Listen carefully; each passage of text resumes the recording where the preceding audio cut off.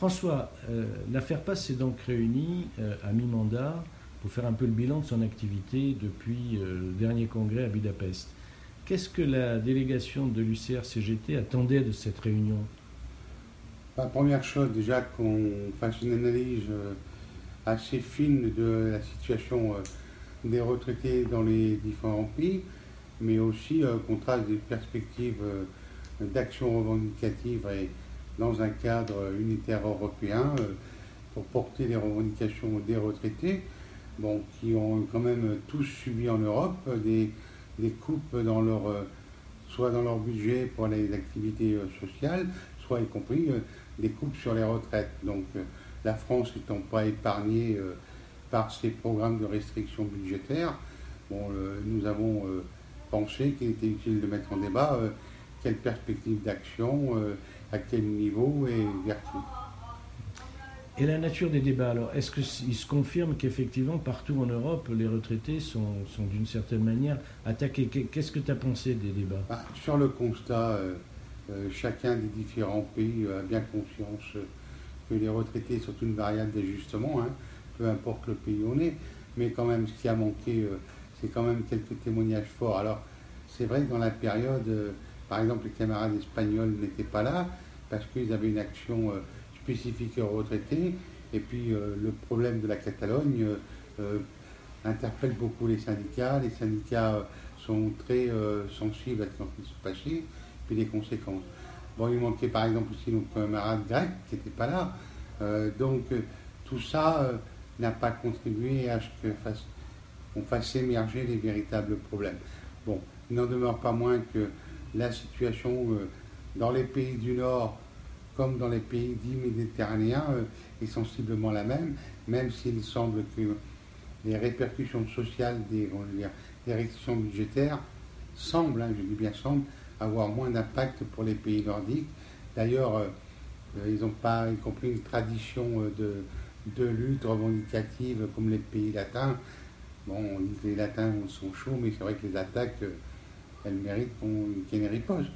Mais je pense que les interventions de la CGT, en particulier, puisqu'on a été quand même les fers de lance dans le débat général sur quelle réplique avec des propositions, les autres syndicats français étaient là aussi pour dire qu'effectivement il fallait proposer quelque chose. Alors c'est vrai avec plus ou moins de verbes, mais je pense qu'on a réussi à déboucher sur une bonne perspective. Alors, quelles ont été les propositions retenues par l'Assemblée générale? Alors, tu as un programme déjà qui avait été décidé à Budapest, pour lequel la CGT avait voté d'ailleurs. Nous, il nous a semblé important de mettre deux points supplémentaires.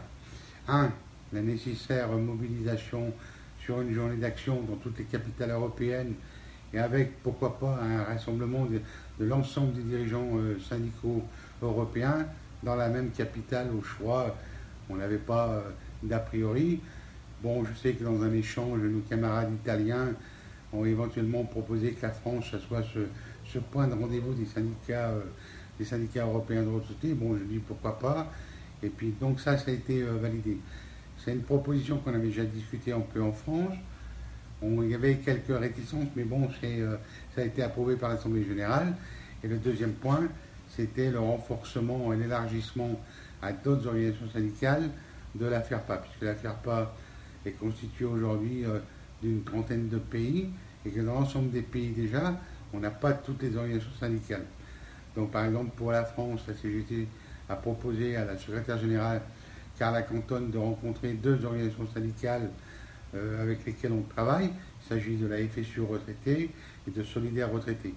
Donc la présidente a dit qu'effectivement elle ferait un déplacement, elle les rencontrerait, y compris la CGT, puisque la CGT a servi d'entremetteur dans quelque sorte dans l'affaire. Je sais que d'autres pays européens ont proposé aussi des rencontres avec les syndicats et après ils font leur choix. Pour nous, c'est pas qu'on dit faut les prendre ou pas.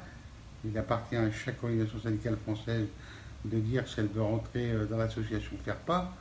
Mais ce que c'est vrai que nous on dit, c'est plus on sera nombreux au sein de la FERPA, plus les retraités se feront entendre et peut-être plus il y aura d'actions, je veux dire, de type revendicative. Alors, c'est compliqué parce que déjà, on voit en France une discussion à 9 ou à 5.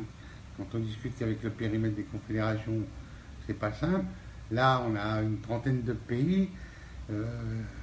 C'est un peu plus de 40 organisations syndicales avec des intérêts qui divergent un peu par moment. Donc il faut trouver le point de consensus pour avoir une action.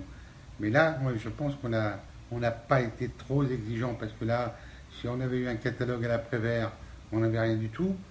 Là, on a centré sur 2 thématiques, la représentation plus importante de la FERPA et puis l'action unitaire dans les capitales européennes. Et là, il n'y a personne qui a dit non, aucun pays, y compris des pays qui traditionnellement n'appellent pas la manifestation. Donc là, on a marqué les points. Et puis je pense qu'on avait une obligation parce que en début de réunion de ces 3 jours, bon, la CGT a été critique sur l'action de la FERPA, mais bon, elle ne pouvait pas en même temps être critique et ne pas proposer.